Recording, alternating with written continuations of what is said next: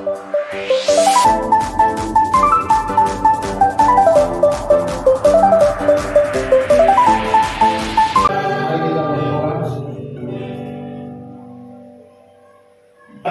ya Bapa Surgawi yang layak dipuji, disembah, ditinggikan, dimuliakan. Bagimulah pujian, hormat, dan kemuliaan. Pagi hari ini ya Bapa, kami mau bersama-sama membaca sebagian firman Tuhan. Ya Tuhan, terangilah hati kami dengan Roh-Mu yang kudus. Berikanlah kami hikmat dan pengertian supaya kami memahami kebenaran firman Tuhan, dan mampukan kami untuk dapat menjadi pelaku-pelaku firman. Terima kasih ya Tuhan. Beracaralah dan ambil alih pemberitaan firman Tuhan ini ya Tuhan, dan berbicara kepada kami. Kami siap mendengar. Di dalam nama Tuhan Yesus Kristus kami berdoa. Haleluya. Amin. Silakan duduk. Selamat pagi, shalom.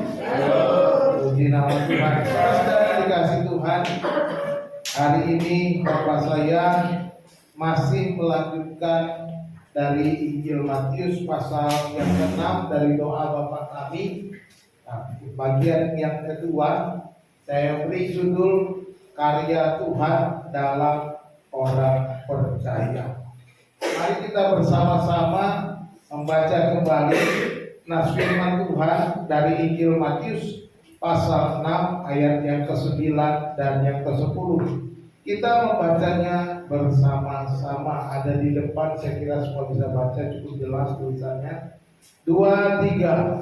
Karena itu berdoalah demikian: Bapa kami yang di surga, dikuduskanlah namamu, datanglah kerajaanmu, jadilah kehendakmu di bumi seperti di surga. Doa ini sudah kita hafal ya. Kita semua sudah hafal doanya. Nanti di akhir ibadah selalu kita ucapkan, mengucapkan doa Bapa kami. Nah, kita belajar minggu yang lalu bahwa panggilan Bapa, kita memanggil Allah kita Bapa, memberikan kita satu keintiman pribadi dengan Tuhan, dan juga memberikan kita akses menjadi kita mempunyai kesempatan emas dengan sorga, dengan Tuhan. Dan juga memanggil dia Bapa juga berarti kita menjadi seorang ahli waris kerajaan sorga. Nah, kalau kita melihat dalam formasi doa Bapa kami ini, kita melihat adanya sapaan atau pendahuluan yang jelas, di mana dikatakan Bapa kami yang di sorga. Ada buah sapaan, panggilan sebagai satu pembuka doa di dalam ayat ini. Dan kemudian setelah itu ada permohonan, ya, ada permohonan, kemudian ada penutup doanya. Ya, seperti itu format doa yang diajarkan Yesus kepada kita. Kalau kita perhatikan di dalam doa Bapa kami ini, setidaknya ada 6 permohonan di dalam doa Bapa kami. Ada 6 permohonan.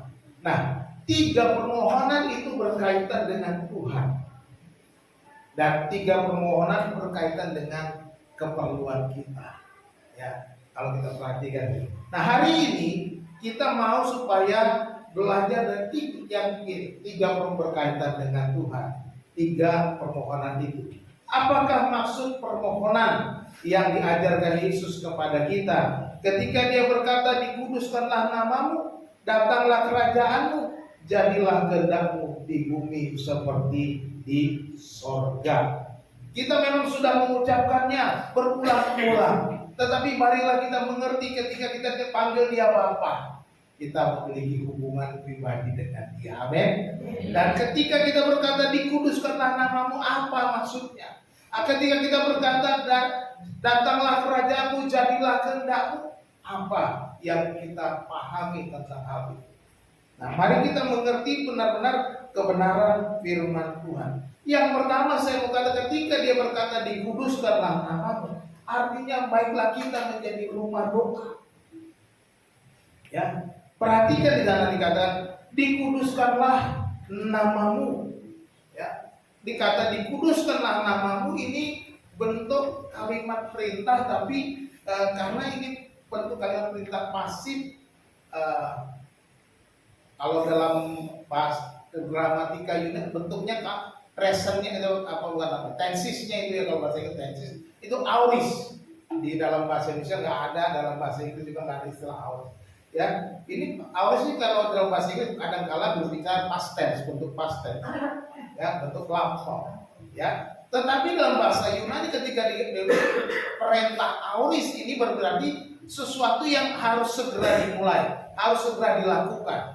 Itu yang dia. Jadi ketika dikuduskanlah namamu, artinya kalau dia ini karena ini berbicara meminta kepada Tuhan, makanya terjemahannya harus biarlah segera atau kiranya segera dikuduskan namamu. Karena kita minta kepada Tuhan, kan nggak mungkin kita perintah Tuhan, kan ya.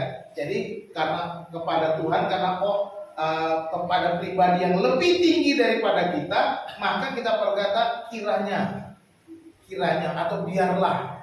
Kalau kita kepada yang lebih rendah kita bisa perintah langsung cuci piring. Nah, tapi kalau sampai yang lebih tua, kalau misalnya anaknya mau ngomong sama mamanya, dia kan bisa nggak mama cuci piring, kan nggak mungkin, ma cuci piring mah, kan nggak mungkin kan. Nah gitu kira-kira. Jadi ini tidak doanya kiranya namamu dikuduskan atau dikuduskanlah namamu. Nah, makna kata dikuduskan itu artinya kita memisahkan, ya kan? Menjadikan nama Tuhan itu kudus, terpisah di dalam segala kehidupan di dunia. Jadi kita menjadikan nama Tuhan itu spesial sekali. Menjadikan dia kudus berarti menjadi dia spesial. Bagaimana supaya dia menjadi kudus di dalam kehidupan kita? Makanya saya katakan, jadikan dirimu rumah doa. Ketika kita kuduskanlah namamu, jadikan dirimu itu rumah doa. Karena ketika kita menguduskannya, kita memisahkannya di dalam hidup kita. Kita memisahkannya di hati kita. Kita memisahkan dari dunia ini, dari berbagai macam kejahatan, keburukan dunia ini. Nama Tuhan dikuduskan menjadi spesial di dalam hidup kita. Dan kita menjadi rumah doa. Karena apa? Kita menjadi tempat kediaman Allah. Kita tahu bahwa rumah Tuhan itu adalah rumah yang maha kudus. Bait Allah itu bait tempat di mana Allah tinggal. Dan kita dijadikan sekarang bait Allah itu sendiri. Ketika kita berbicara dikuduskanlah namamu, apakah kita benar-benar sudah memiliki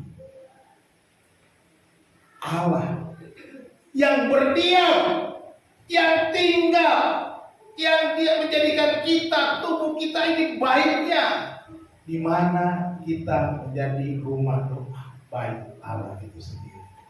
Dikuduskanlah namamu. Apakah Tuhan menjadi spesial bagi kita? Atau nama Tuhan biasa-biasa saja? Kadang-kadang kita dalam kehidupan sehari-hari nama Tuhan itu tidak terlalu spesial, seperti biasa saja dalam kehidupan kita.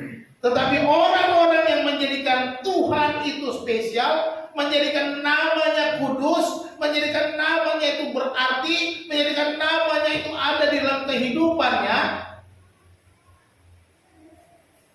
dia akan hidup di dalam doa. Dikuduskanlah namamu. Jadi kita pisahkan supaya Tuhan ada dalam hidup kita. Yesus mau agar kita memiliki Bapa di dalam hati, menjadikan kita rumah doa.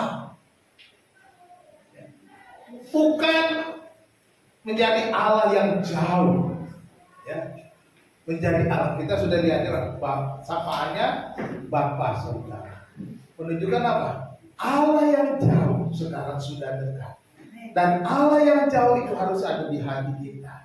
Allah yang jauh itu harus dikuduskan di dalam hidup kita. Namanya kudus, namanya spesial, namanya berkuasa. Seperti tadi nyanyi, berkuasa di bumi di sorga, bertahta dalam kemuliaan.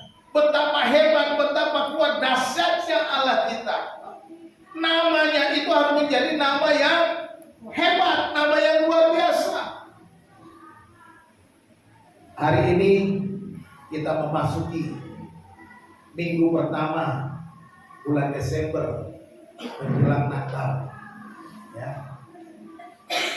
Ketika kita memasuki bulan Desember, memasuki bulan Natal ini, kita tentu ingat bahwa Yesus Kristus sudah dinubuatkan. Ya. Sebab seorang anak telah lahir untuk kita. Lambang pemerintahan ada di atas bahunya. Dan namanya disebutkan orang apa? Penasihat ajaib. Allah yang perkasa. Bapa yang kekal. Raja damai. Namanya begitu hebat. Namanya begitu spesial. Jangan sampai nama itu tidak ada punya arti dalam hidup kita. Yesus mau supaya nama Tuhan itu menjadi bagian hidup kita. Dikuduskanlah namamu.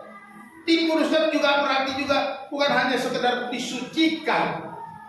Ya. Sama kalau kita menggambarkannya dikuduskan itu gini. Kalau Bu Hana masak, dia masak pagi hari, lalu dia akan membagi-bagikan. Ini makan untuk pagi, ini makan untuk siang. Itu namanya dikuduskan. Ini dipisahkan, jangan sampai nyentuh yang makan siang. Karena ini untuk siang. Kalau kau makan pagi ini untuk siang, siang kau tidak makan lagi. Kan gitu kira-kira gitu ya. Jadi itu dipisahkannya seperti itu. Jadi ketika Allah namanya dikuduskan, kita pisahkan, kita menjadi bagian hidup kita, menjadi terpisah bagi kita, menjadi spesial bagi kita, menjadikan kita rumah doanya. Jadikan aku Tuhan rumah doamu, amin. Agar semua suku bangsa datang menyembahmu. Jadikan Tuhan itu tinggal di dalam kita, kita menjadi rumah doa. Kuduskan Tuhan di dalam hidup kita. Jadikan dia spesial, jadikan dia ada dan menjadi penghuni di dalam hidup kita. Jadi pisahkan Tuhan di dalam hati kita. Ya. Dikuduskanlah namamu juga bisa berarti dimuliakan. Atau terjemah biarlah dimuliakan namamu. Ya. Jadi ketika kita menempatkan dia di dalam kehidupan kita menjadi spesial. Artinya kita menjadikan dia mulia. Ketika menjadi mulia berarti dia begitu berharga. Begitu berharga berarti begitu bernilai. Lebih dari segala-galanya. Lebih dari segalanya. Ku ingin kau Tuhan. Jadikan Tuhan lebih berharga daripada apapun. Jadikan Tuhan lebih berharga dari waktumu. Jadikan Tuhan lebih berharga dari hartamu. Jadikan Tuhan lebih berharga dari seluruh kehidupanmu. Jadikan dia lebih berharga dari segala yang paling berharga di dalam hidupmu. Ini yang Tuhan mau. Kuduskanlah dia. Kuduskanlah. Kalau kita memuliakan dia, tidak menjadikan dia lebih penting, sama saja kita mengucapkan doa yang hampa di udara. Kita berkata tiap minggu, tiap hari dikuduskanlah namamu, tetapi hampa. Karena kita tidak pernah menjadikan dia spesial, tidak pernah menjadikan dia begitu mulia, begitu berarti, begitu berharga. Hari ini, bagaimanakah kita supaya bisa memuliakan Tuhan? Jadikan hatimu rumah doa. Didiami nama Tuhan yang kudus. Ini berarti kita memuliakan Dia. Jadikan hatimu rumah doa.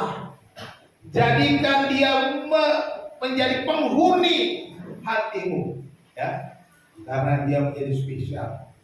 Dia ada di hati kita masing-masing, menjadikan kita rumah. dikuduskanlah namamu. Yang kedua, dikatakan datanglah kerajaan. Dia bukan hanya menjadikan kita atau menjadi penghuni hati kita sehingga kita menjadi rumah doa, tetapi yang kedua, jadikan dia rajanya. Jadikan dia penguasa, jadikan dia yang memerintah, jadikan dia raja atas hidupmu. Datanglah kerajaanmu, atau kiranya kerajaanmu segera datang. Ya. Menarik kalimat-kalimat ini semuanya. Dikuduskanlah namamu, datanglah kerajaanmu, jadilah kehendakmu, semua dalam bentuk aorist imperatif, ya, atau bentuk kalimat perintah yang harus segera dilakukan. Ya. Jadi jangan tunda-tunda. Ini permohonan seperti dia minta, Tuhan, biarlah kerajaanmu segera. Kalau dengan demikian ketika kita minta datanglah kerajaanmu, bukan berarti kerajaan turun kerajaan berarti kerajaan yang turun, tetapi bagaimana supaya sang raja itu memerintah. Kan gitu. Ketika raja itu sudah memerintah, maka kerajaan ini terjadi. Kan kerajaan datang, kalau nggak ada raja bukan kerajaan. Jadi datanglah kerajaan berarti kita mau supaya Tuhan menjadi raja atas hidup kita. Hati kita tidak hanya dijadikan rumah doa, tetapi juga dikuasai oleh sang raja itu. Jadi bukan hanya sekedar rumah doa. Apakah raja Tuhan itu menjadi raja atas hidup kita? Apakah Tuhan menjadi penguasa atas hidupmu? Apakah Tuhan menjadi yang memerintah seluruh langkahmu? Apakah Tuhan yang memerintah seluruh kehidupanmu, seluruh tingkah langkahmu? Ini menjadi pertanyaan. Mari kita jadikan Tuhan itu raja kita. Menyatakan datanglah kerajaan. Kita nggak bisa datanglah kerajaan, tapi kita nggak mau diperintah. Kita minta kerajaan sudah, tapi kita maunya ngatur. Jadi rajanya siapa? Nggak datang kerajaannya.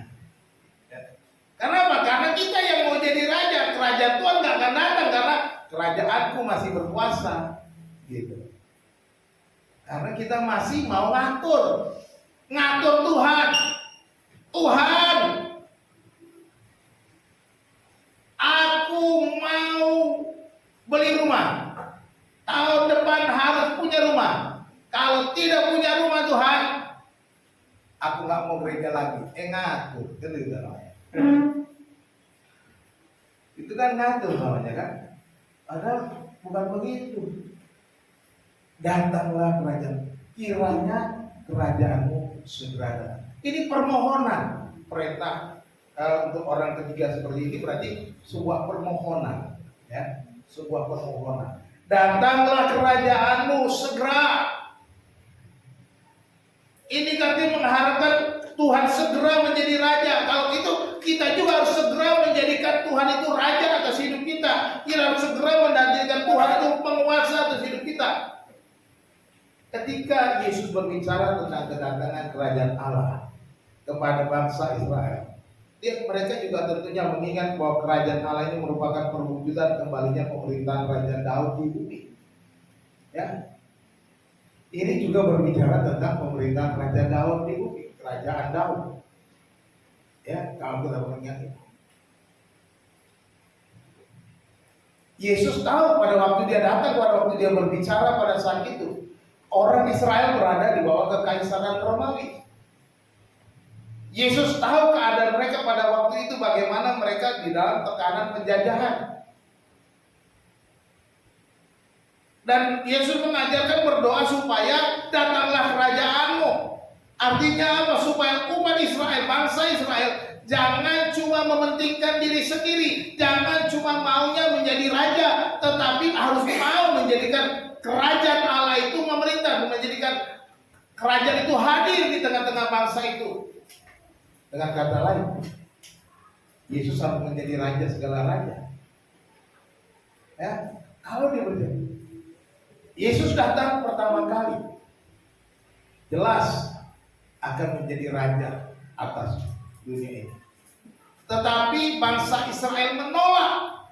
Karena apa? Karena raja yang lahir itu tidak lahir dari kalangan istana. Anak Yusuf katanya tukang kayu. Lahirnya di kandang domba. Terus tinggalnya di Galilea, di Nazaret. Bagi orang Israel nggak masuk akal.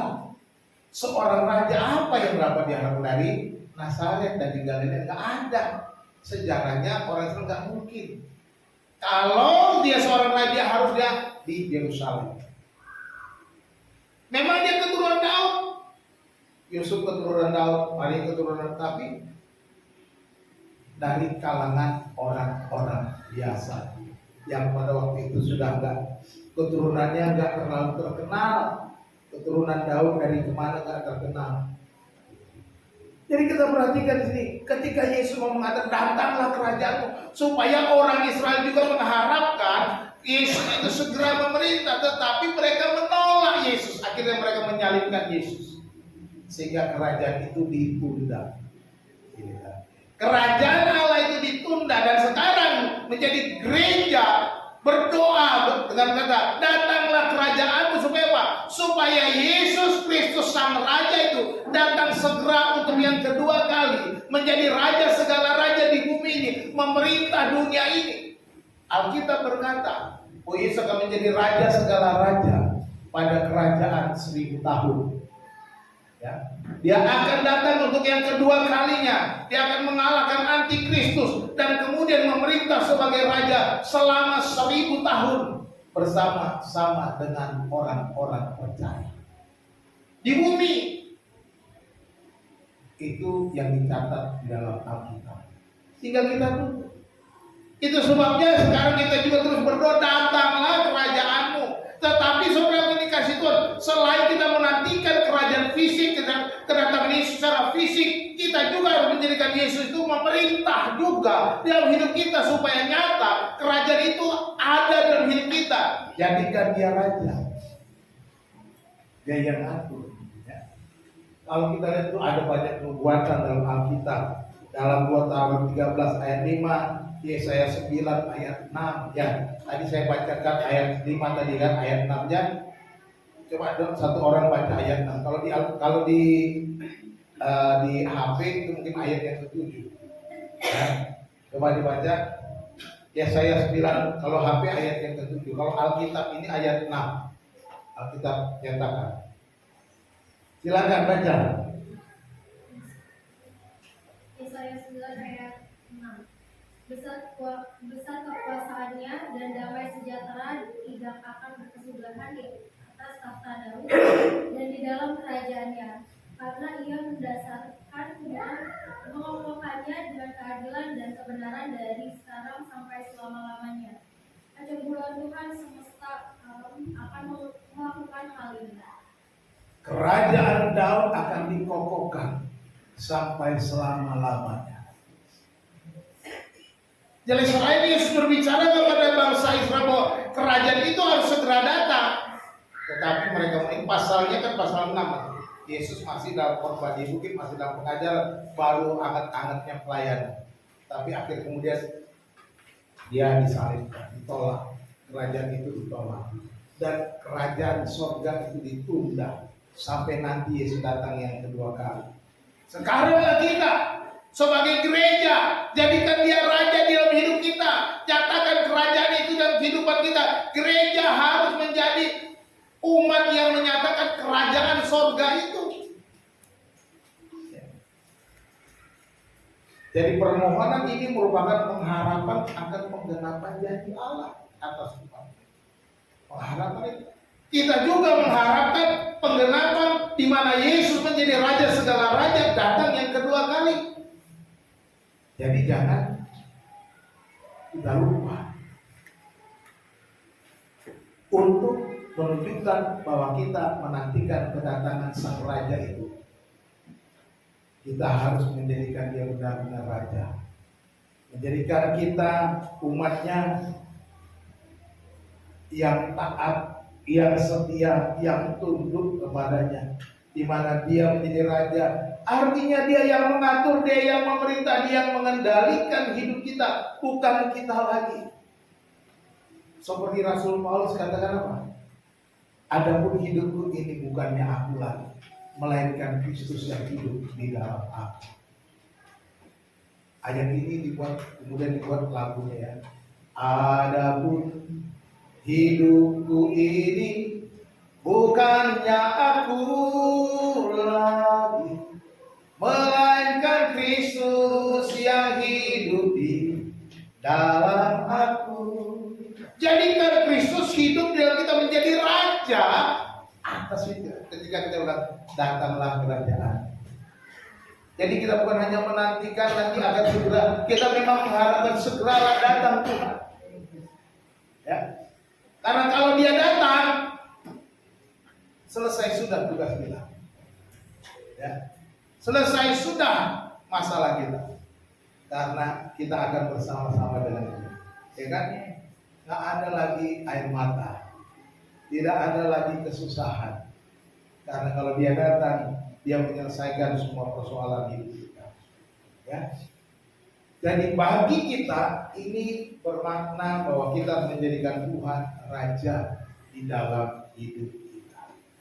Jadikan dirimu rumah doa, jadikan Tuhan raja atas hidup. Dan yang ketiga, dikatakan jadilah kehendakmu di bumi seperti surga, artinya bahwa kita harus menjadi saksi dan teladan. Jadilah kehendakmu di bumi seperti di surga. Kiranya kehendakmu segera terjadi di bumi ini seperti di surga. Bagaimana supaya terjadi apa yang di surga dengan di bumi? Ya jadi saksi, jadi teladan. Kita harus menghadirkan surga. Kita harus menjadikan surga itu di bumi. Bagaimana menghadirkannya? Jadilah saksi, jadilah teladan, jadilah berkat, jadilah orang yang menyatakan surga itu di bumi ini. Maka dikatakan jadilah kehendakmu di bumi seperti di surga. Bagaimana kita bisa mengharapkan kehendak Tuhan terjadi di bumi seperti di surga kalau gereja tidak hidup menjadi teladan, kalau gereja hidupnya kacau, kalau gereja tidak menjadi berkat, tidak ada lagi gunanya. Itu sebabnya Yesus bilang, kamu adalah garam dunia. Apabila garam itu sudah menjadi tawar, tidak ada gunanya lagi, akan dibuang dan diinjak-injak orang, kata Yesus. Jelas, gereja harus menjadi garam, menjadi berkat, menjadi saksi, menjadi teladan. Jadilah kehendakmu di bumi seperti di surga. Bagaimana kita bisa menghadirkan kehendak Tuhan di bumi seperti di surga? Ya kita sendiri, karena kita adalah warga kerajaan surga. Nah kalau kita warga kerajaan surga, nyatakan hidupmu sebagai warga kerajaan surga. Artinya ini bahwa kita harus mengakukan penyerahan kepada Tuhan. Bersandarlah penuh kepada Tuhan. Kita gak bisa menjadi saksi, menjadi teladan tanpa penyerahan, ya. Karena kalau tanpa penyerahan itu kita pasti gagal. Karena apa? Kita hidup dalam dunia yang penuh dengan pencobaan. Dan kita tinggal dalam tubuh daging yang fana, yang terbatas, yang penuh dengan dosa. Kita bisa menjadi saksi atau teladan karena kita selalu berserah kepada Tuhan. Nah, jadi jangan sampai, jangan lupa kita harus mengandalkan Tuhan. Bersandarlah kepada Tuhan. Maka kita bisa menjadi saksi, menjadi teladan. Orang akan melihat seperti apa kerajaan surga itu. Apakah kita membawa damai atau membawa perpecahan? Ya. Gereja harus membawa damai. Natal adalah damai yang datang ke dunia ini. Yesus datang membawa dan gereja harus membawa Yesus itu kepada dunia ini, dan damai itu harus terjadi di dunia. Bukan perselisihan, bukan perpecahan, bukan pertengkaran. Damai harus ada. Dalam keluarga, bagaimana damai itu ada? Bagaimana damai itu menjadi bagian dalam kehidupan kita? Di dalam pekerjaan, di tempat kerja, di sekolah, dimanapun kita berada, kita membawa damai, menjadi saksi dan teladan. Yesus mengajarkan agar kita meminta bukan kehendak kita, ya, tapi meminta kehendak Tuhan. Seperti Yesus juga berdoa, makanya jadilah kehendak-Mu. Kita tahu bagaimana Yesus ketika dia mengalami pencobaan, ketika dia mau disalibkan, dia berkata kepada Tuhan dalam doanya, "Ya Bapa, kalau boleh cawan ini berlalu, biarlah berlalu. Tetapi janganlah kehendak-Ku, melainkan kehendak-Mu lah yang jadi." Ini penyerahan. Kehendak-Mu lah yang jadi. Kita mungkin punya banyak permintaan, kita mungkin punya banyak persoalan, kita mungkin punya banyak pergumulan, tetapi ketika kita berdoa, kehendak-Mu lah yang jadi. Dan kita minta supaya kehendak Tuhan di bumi ini terjadi seperti di surga. Mulai dari mana? Mulai dari diri kita. Jadikan saudara jadi teladan, jadi garam yang benar. Ya. Jadi keadaan di surga dapat terjadi melalui kesaksian dan keteladanan orang percaya di bumi. Ya, keadaan surgawi itu di gereja juga di tempat ini bisa terjadi keadaan surgawi di gereja ini. Karena apa?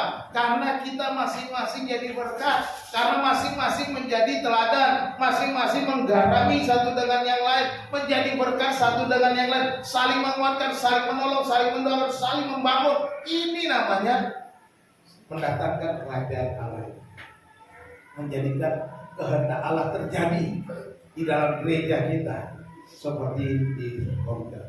Ya.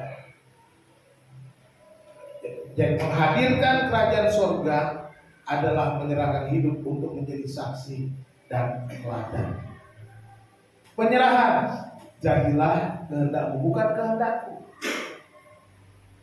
Kalau kehendak kita, mungkin kita punya banyak kehendak. Kita punya banyak kemauan, kita punya banyak permintaan kepada Tuhan. Mungkin kita sudah banyak sekali minta kepada Tuhan, berpuluh-puluh, beratus-ratus permintaan bisa kita buat kepada Tuhan. Tetapi yang Yesus ajarkan adalah jadilah kehendak-Mu. Penyerahan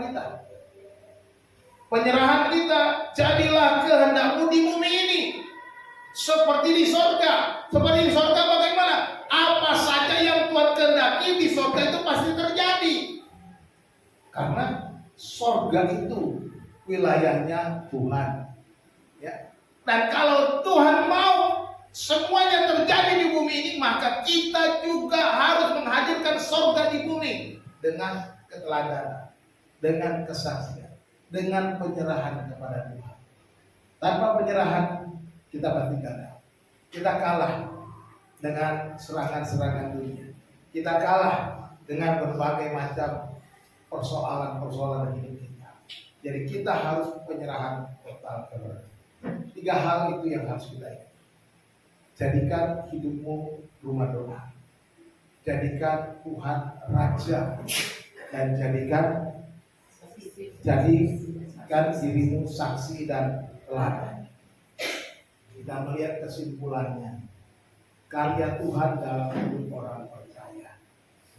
Yang pertama, menjadi rumah doa. Kalau kita menjadikan kita rumah doa, maka kita menguduskan Tuhan di dalam hati kita. Dia menjadi spesial. Dia menjadi yang terutama di hati kita. Dia yang paling berharga di atas segala-galanya. Kalau dia menjadi paling berharga, maka yang harus kita lakukan adalah milikilah kehidupan doa yang setiap hari. Karena kita adalah rumah doa. Miliki kehidupan doa itu menjadi penting. Jangan lalai, saya ulang-ulang. Jangan lalai menjadikan doa menjadi langkah yang paling penting di dalam hidup. Dia katakan, dikuduskanlah nama. Apakah nama Tuhan sudah kudus dalam hidup kita? Atau belum? Saudara yang tahu. Yang kedua, jadikan Tuhan rajamu. Ya, jadikan Tuhan rajamu. Biarkan Dia memerintah hidupmu. Biarkan Tuhan yang mengatur. Menjadi raja berarti Dia yang mengambil keputusan. Dia yang mengatur, Dia yang mengendalikan, Dia yang menjadi pemimpin, menuntun setiap langkahmu. Jangan cuma bisa nyanyi, tiap langkahmu diatur oleh Tuhan. Tapi kita nggak mau diatur, maunya ngatur. Jangan. Banyak orang Kristen gagal memahami, sehingga tidak mengalami berkat-berkat yang berkelimat. Kenapa? Seringkali lebih banyak ngatur Tuhan daripada mau diatur. Tetapi ketika kita menyerahkan hidup kita diatur Tuhan, tiap langkahku diatur oleh Tuhan, dan tangan kasih-Nya memimpinku. Di tengah gelombang dunia menakutkan, hatiku tetap tenang teduh. Tiap langkahku, ku tahu Tuhan yang pimpin. Ke tempat tinggiku dihantarnya, hingga sekali nanti aku tiba di rumah Bapa surga yang bakal. Tuhan adalah gembalaku, takkan kekurangan aku, katanya. Jelas. Menjadikan Tuhan itu gembala berarti menjadikan Dia raja. Kita tidak akan kekurangan, amin. Berserah, bersandar dengan iman yang sepenuhnya kepada Tuhan, dengan ketaatan dan kesetiaan melayani Dia. Ya. Orang yang beriman harus melayani dengan ketaatan dan kesetiaan. Ya. Kalau kita katakan kita beriman tapi nggak mau melayani Tuhan dengan ketaatan dan kesetiaan, kita belum bisa dikatakan orang yang beriman. Karena apa? Karena kita masih memikir hal-hal duniawi. Saya tahu kita memang masih hidup di dunia ini, kita masih memerlukan uang, masih memerlukan harta dunia, masih memerlukan itu semuanya. Tetapi orang beriman menjadikan pelayanan pekerjaan Tuhan menjadi nomor satu di atas segala-galanya. Tidak ada yang lain. Karena apa? Dia tahu hidupku diatur oleh Tuhan. Takkan kekurangan aku. Jelas. Karena dia menjadikan Tuhan itu raja. Sang raja bisa menyediakan apa yang kita perlukan. Kalau iman kita dihantui rasa takut, takut kekurangan, takut kelaparan, kita belum beriman. Oleh sebab itu kita perlu menaikkan level iman kita lebih lagi. Memang level itu harus dinaikkan terus menerus. Itu sebabnya Tuhan mengizinkan pencobaan, mengizinkan ujian kita hadapi supaya level iman kita terus naik. Ya. Menjadikan Tuhan itu raja, berarti kita hidup beriman, menyerahkan hidupnya kita seluruhnya dengan setia. Bila perlu, ini agak ekstrim saya katakan. Apapun yang terjadi di dalam hidupku, mau makan atau tidak makan, aku tetap pilih melayani Tuhan. Gitu. Itu ekstrimnya. Itu orang yang beriman total. Nggak peduli apakah Tuhan akan menyediakan makanan atau tidak, apakah nanti aku hidupnya enak atau tidak di tempat sana, apakah harus bergumul-gumul berdarah-darah di sana, aku tetap melayani Tuhan. Itu ekstrimnya begitu. Ya. Artinya nggak mementingkan apa yang dunia ini pikirkan. hanya Tuhan. Makanya kata lagu itu, lebih dari segalanya ku ingin kau Tuhan. Emas, perak dan permata gak ada artinya. Ini yang harus. Jadi penyerahan pelayanan. Yang ketiga, jadilah saksi dan teladan. Jadi saksi dan teladan. Artinya apa? Hidup di bumi ini harus selaras dengan hidup di sorga. Jadi apa yang ada di sorga, nyatakanlah. Gereja harusnya membawa sorga itu di bumi. Orang percaya harus membawa sorga itu di bumi. Orang percaya harus membawa sorga itu di rumahnya. Orang percaya harus membawa sorga itu di tempat kerjanya. Orang percaya harus membawa sorga itu di sekolahnya. Orang percaya harus membawa sorga itu di dalam komunitasnya, dimanapun dia ada. Jadilah saksi dan teladan. Ya. Hidup kita selaras dengan sorga. Hiduplah sesuai dengan kehendak Allah selama di bumi, agar suasana sorga nyata di bumi melalui kesaksian dan teladan kita. Jadi ini yang harus kita lakukan. Ketika Yesus bilang, jadilah kehendakmu di bumi seperti di sorga. Bukan hanya berbicara tentang Tuhan berkerajaan, tapi bagaimana kita sebagai orang percaya menyatakan kerajaan itu menjadi penting. Nah, kalau kita sebagai gereja sudah tidak menyatakan kerajaan surga itu di bumi, maka permohonan itu pada permohonan yang kosong. Kita hanya mengucapkan doa kata-kata biasa. Tapi kalau kita mengucapkannya dengan iman, itu artinya kita harus siap. Kita harus siap menjadi apa? Membawa surga itu di bumi. Membawa dengan kesaksian kita, dengan keteladanan kita, dengan tetap menjadi berkat. Ingat, misi kita segala bangsa menjadi berkat dan bagi segala bangsa. Bagaimana menjadi berkat bagi segala bangsa? Memberitakan kasih Kristus, melayani tanpa pamrih. Itu sudah jelas. Inilah yang kita mau supaya kita masing-masing mengerti mengapa kita berdoa, jadilah kehendakmu di bumi seperti di surga. Kiranya Tuhan memberkati kita berdoa. Mari kita berdoa. Bapa di dalam surga, terima kasih kami boleh bersyukur kepadamu, kami boleh membaca firman-Mu, mendengar firman-Mu ya Tuhan, dan kami boleh belajar supaya kami menjadi rumah doa, supaya Tuhan menjadi lebih utama di dalam hidup kami, dan Tuhan menjadi raja bagi kami, dan jadikan kami teladan, menjadi saksi, menghadirkan surga di bumi ya Tuhan. Dan biarlah Kau tolong kami supaya hidup kami penuh penyerahan, supaya hidup kami penuh dengan pelayanan, dengan iman penuh kepadamu Tuhan, dengan kesetiaan. Terima kasih Bapa di surga, terima kasih kami sudah mendengar firman. Terpujilah nama Tuhan.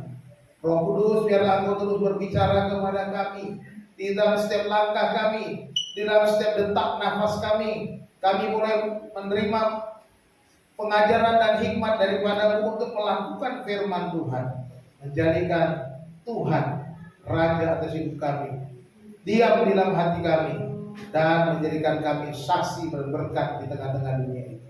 Terima kasih Tuhan, terima kasih Bapa. Biarlah Roh-Mu yang kudus terus menolong kami.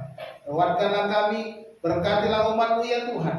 Pada saat ini Bapa hamba berdoa, jikalau ada di antara mereka yang lemah, Tuhan mari Engkau kuatkan, Engkau teguhkan iman mereka, supaya Engkau naikkan lagi level iman kami ya Tuhan, supaya kami naik semakin kuat, semakin teguh, semakin kokoh. Kalau ada di antara mereka yang lemah, terus Engkau jamah. Kalau ada di antara umat-Mu ya Tuhan yang mengalami gangguan kesehatan karena sakit penyakit, saat ini kami berdoa supaya Tuhan berkenan menyembuhkan mereka. yang susah Tuhan hiburkan, yang memerlukan berbagai kebutuhan rumah tangganya di dalam kehidupan rumah tangga. Kami berdoa Tuhan campur tangan.